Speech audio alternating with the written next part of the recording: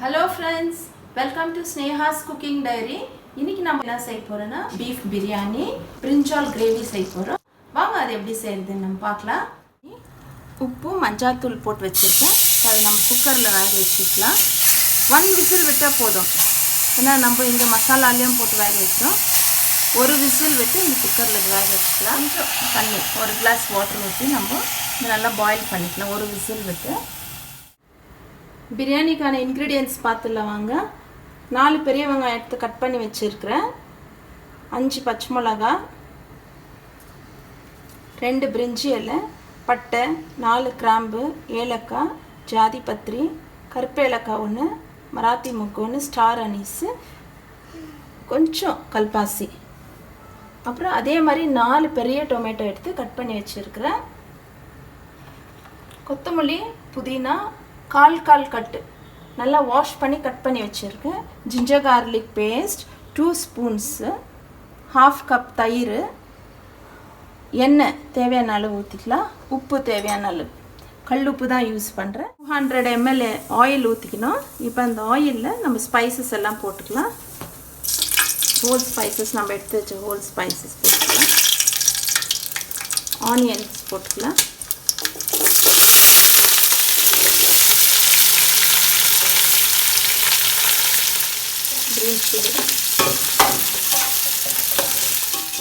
Onion வதங்கிடுச்சு, நல்லா golden ப்ரௌனில் onion வதங்கிடுச்சு. இப்போ நம்ம பாருங்கள் 2 spoon full ginger garlic paste போட்டுக்கலாம். இந்த பாஸ்மதி அரிசி 2 முறை நல்லா வாஷ் பண்ணிவிட்டு இப்போ ஊற வச்சுருக்கு. இது 20 மினிட்ஸ் ஊறட்டும். ஜிஞ்சர் கார்லிக் பேஸ்ட்டு வெங்காயத்தோடு சேர்த்து நல்லா வதங்கிடுச்சு. இப்போ நம்ம கட் பண்ணி வச்சுருக்கிற புதினா, கொத்தமல்லி போட்டுக்கலாம். தக்காளி போட்டுக்கலாம்.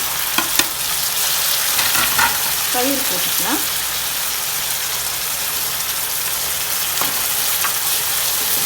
இப்போ இந்த ஸ்டேஜில் நான் 1 ஸ்பூன் சில்லி பவுடர் போட்டுக்கிறேன். ஆல்ரெடி நம்ம மீட் வேக வைக்கும் போது 1 ஸ்பூன் சில்லி பவுடர் சால்ட் போட்டு வேக வச்சுருக்கிறோம். அதனால் இப்போ 1 ஸ்பூன் சில்லி பவுடர் இது போட்டுக்கலாம். இந்த மசாலாஸ் எல்லாம் நல்லா வதங்கிடுச்சு. இப்போ நம்ம வேக வச்சு மீட் போட்டுக்கலாம். மீட் மட்டும் தான் போடுறோம், தண்ணி இல்லை. தண்ணி அப்புறமா ஊற்றிக்கலாம்.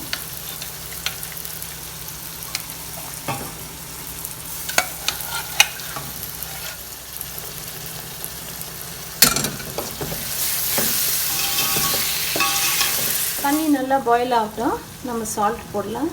தண்ணி நல்லா இந்த மாதிரி பாயில் ஆகணும். இப்போ நம்ம அரிசி போட்டுக்கலாம். கை உஷார், இல்லைனா கரண்டியில் கூட எடுத்து போட்டுக்கலாம். இது இந்த பாஸ்மதி ரைஸு ரொம்ப நம்ம கையில் போட்டு ஸ்மாஷ் பண்ணக்கூடாது, ஜென்டிலாக ஹேண்டில் பண்ணோம். இது போட்டு 2 மினிட்ஸ் தான் நம்ம எடுத்துகிட்டு ரைஸில் போட்டு போகிறோம். மசாலா எல்லாம் நல்லா வதங்கிடுச்சு. தண்ணி ஊற்றுறேன். மீட் வேக வச்சு தண்ணி இன்னும் கொஞ்சம் எக்ஸ்ட்ரா தண்ணி ஊற்றி அது 1 லிட்டரை சேர்த்து ஊற்றிருக்கிறேன். இந்த ஸ்டேஜில் நம்ம உப்பு காரம் டேஸ்ட் பார்த்துக்கலாம். லெமன் போட்டுக்கலாம்.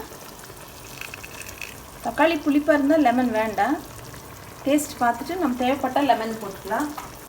நான் 1 ஸ்மால் லெமன் போடுறேன். இந்த சைஸ் லெமன் 1.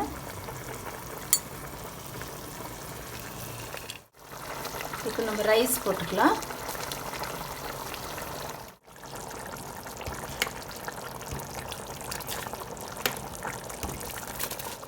இப்போ பாருங்கள், அரிசியெல்லாம் நம்ம போட்டுட்டோம். நான் ஒன்றும் பண்ணல, அரிசி அப்படியே போட்டு வச்சுருக்கிறேன். இந்த அரிசிக்கு மேலே கொஞ்சம் தண்ணி வேணும்னா நம்ம இந்த வடிச்சோம் இல்லைங்களா ரைஸு, இந்த வடிச்ச அந்த சுடு தண்ணியை கொஞ்சம் லைட்டாக அப்படி மேலே அப்படியே மூடிடுறேன். கீழே எதுவும் தவா எல்லாம் வைக்கல, ஆனால் இது மேலே வெயிட் வச்சு இந்த ஹாட் வாட்டரை இது மேலே வச்சுட்டு மீடியம் ஃப்ளேமில் இருக்குது இப்போ. ஓகே ஃப்ரெண்ட்ஸ், இப்போ நம்ம பிரியாணி 25 மினிட்ஸ் ஆயிடுச்சு. ஹை ஃப்ளேமில் 5 மினிட்ஸ் வச்சோம், லோ ஃப்ளேமில் 20 மினிட்ஸ் வச்சு. இப்போ எப்படி ஆயிருக்கு பார்க்கலாம் வாங்க. சூடாக இருக்கும், கேர்ஃபுல்லாக ஓப்பன் பண்ணலாம்.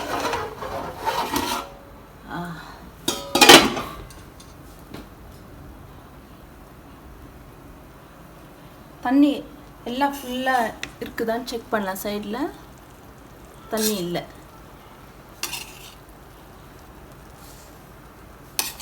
பாருங்கள், பாருங்கள் அடியில் பாருங்கள், நம்மளுக்கு அடி பிடிக்கல, தண்ணி இல்லை அடியில். ஒரு சைடாக இருந்து நம்ம எடுத்து சர்வ் பண்ணிக்கணும். நல்லா மசாலா, கறி, ரைஸ் இப்படி நம்ம போட்டு சர்வ் பண்ணலாம்.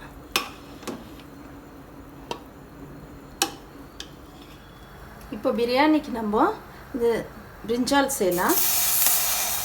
ஃபஸ்ட்டு பிரிஞ்சால் இப்போ ஃப்ரை பண்ணிக்கலாம். நான் 1/2 kg முள்ளு கத்திரிக்காய் எடுத்து வச்சுருக்கிறேன்.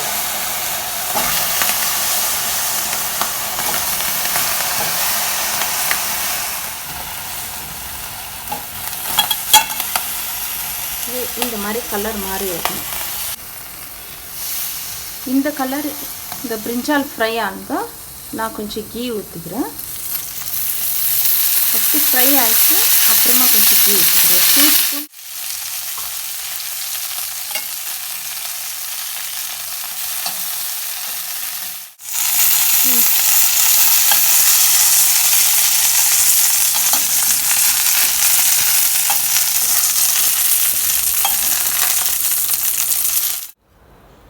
இப்போ நான் எண்ணெய் 1 ஸ்பூன் ஊற்றுறேன். ஊற்றிட்டு அதில் தாளிச்சிக்கலாம்.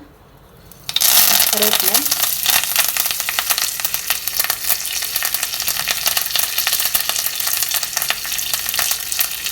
மிளகு,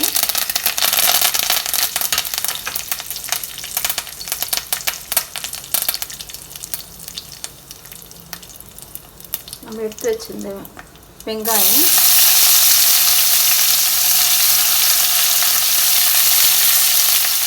இதுக்கு வெங்காயம் ரொம்ப வதங்கக்கூடாது, இந்த அளவுக்கு இருந்தால் போதும். இப்போ இதில் வந்து நம்ம மசாலா போட்டுடலாம். 1½ ஸ்பூன் மிளகாத்தூள் எடுத்து வச்சுருக்கேன். 1 ஸ்பூன் தனியாத்தூள், 1/2 ஸ்பூன் மஞ்சள் தூள், 1/2 ஸ்பூன் மிளகுத்தூள், கரம் மசாலா ஒரு 1/2 ஸ்பூன். நம்ம எடுத்து வச்ச 1 ஸ்பூன் ஜிஞ்சர் கார்லிக் பேஸ்ட். கொஞ்சம் எண்ணெய் தேவைப்பட்டால் ஊற்றிக்கலாம்.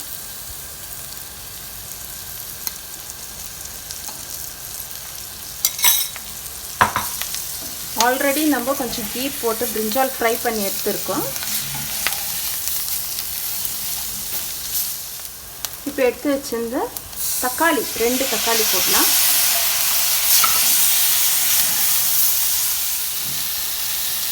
ஒரு ஸ்பூன் கல்லுப்பு போட்டிருக்கேன்.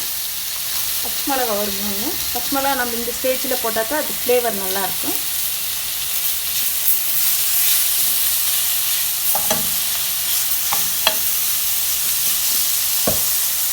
கொஞ்சம் தண்ணி ஊற்றிக்கலாம். இந்த டொமேட்டோ எல்லாம் வதங்கி வரட்டும். அப்புறம் பிரிஞ்சால் போட்டுக்கலாம்.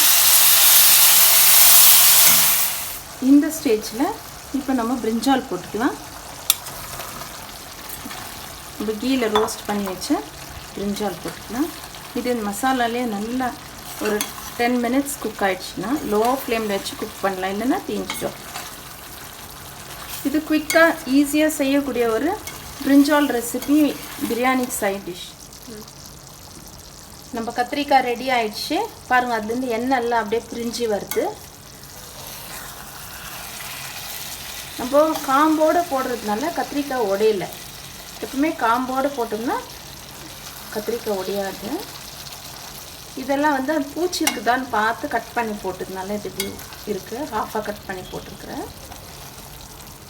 நல்லா வெந்திருக்கு பாருங்கள், நல்லா வெந்திருக்கு பாருங்கள் கத்திரிக்காய்.